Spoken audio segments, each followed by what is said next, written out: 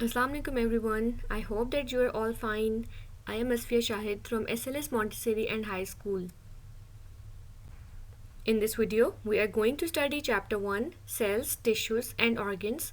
As this is the second session of Chapter 1, so I would like you all to open page number 5 of your books. Topic for today's session is tissues.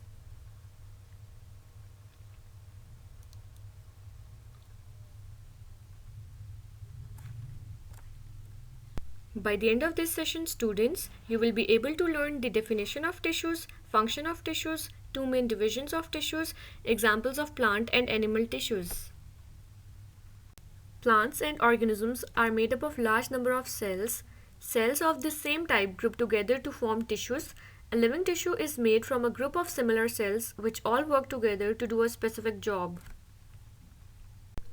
Now, moving on to the types of tissue, there are two main divisions of tissue depending on the two broad categories of living organisms, that are plant tissues and animal tissues. Let's take a quick look on the examples of plant tissues. First example of plant tissues is epidermal tissues, second one is photosynthetic tissues, and third one is supporting tissues. Let's study about these three examples of plant tissues in detail, starting with the epidermal tissues. The word epidermal is derived from epidermis, which means outer skin. In plants, a single layer of cells that covers the leaves, flowers, roots, and stem of plants is called epidermis.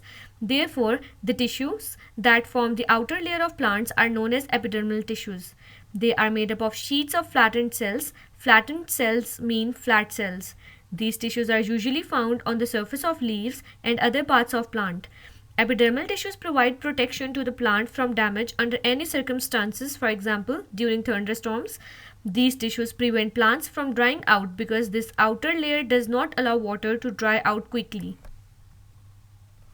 Photosynthetic tissues are the tissues which contains the photosynthetic pigment called chlorophyll. Photosynthetic tissues are composed of palisade cells. Palisade cells contain a lot of extra chloroplasts to trap sunlight and carry out photosynthesis. These tissues are present in leaves and in other green parts of the plant. Photosynthetic tissues make their own food through a process called photosynthesis, in which they convert sunlight into their food and send it to all parts of the body. Supporting tissues are the tissues which make the internal framework of plant's body. These tissues are made up of groups of cells that have thick cell walls. Supporting tissues are found in plant's stem. As the name tells us that these tissues provide support and strength to the plant. For example, no matter how hard the wind blows, the plant fights against it.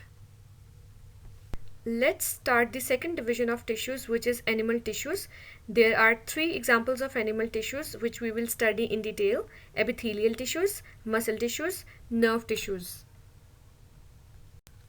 Epithelial tissues are widespread throughout the body. They form the covering of all body surfaces. These tissues are made up of multiple sheets of cell, as you can see in the diagram. These tissues are found on the surface of animals' skin. Epithelial tissues cover the inside of all the pipes and tubes within an animal's body. For example, windpipe through which we can breathe. Lining is basically the inner wall of any kind of tube. These tissues are also present in the spaces inside the body. Spaces are where the organs fit in. Epithelial tissues are also present inside our mouth.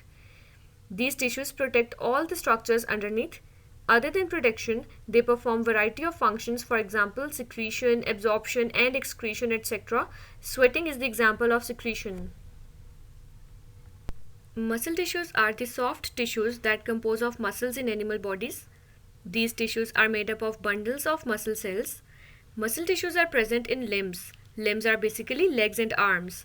These tissues are also found in the walls of certain organs.